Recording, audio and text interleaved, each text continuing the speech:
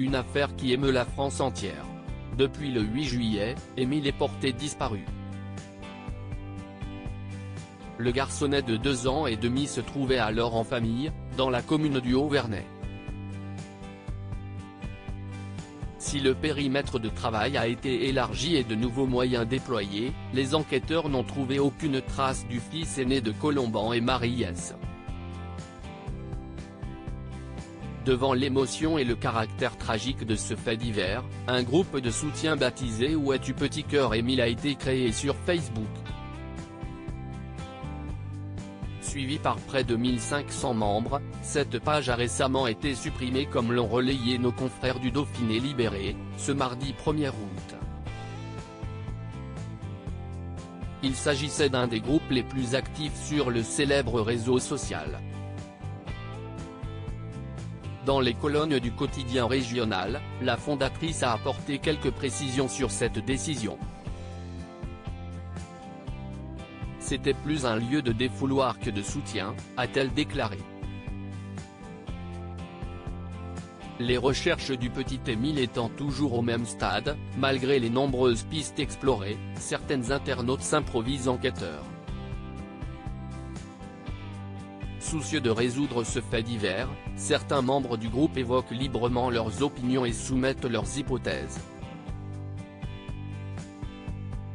Faute de pouvoir limiter ces dérives, la trentenaire originaire de l'Hérault a préféré clôturer ce compte. Cette initiative avait également été lancée lors du meurtre de la petite Maëlys ainsi qu'au moment de la disparition de Delphine Jubilard, comme l'a rappelé le Dauphiné Libéré. Disparition d'Émile, l'enquête se poursuit. Où se trouve le petit Émile ? Depuis maintenant 3 semaines, la question demeure sans réponse. Si les espoirs de retrouver le grand frère d'Alaïs en vie s'amenuisent, les enquêteurs ne ménagent pas leurs efforts. Alors que le hameau est toujours interdit d'accès pour les non-habitants, le périmètre pour les fouilles devrait être élargi, a rapporté Le Figaro.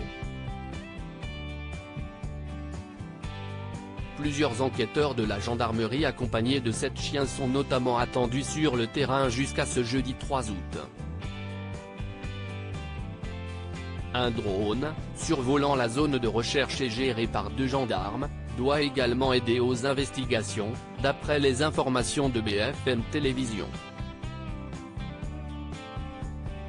De nouvelles auditions doivent aussi se tenir prochainement alors que chaque déclaration et alibi sont scrupuleusement vérifiés par les enquêteurs.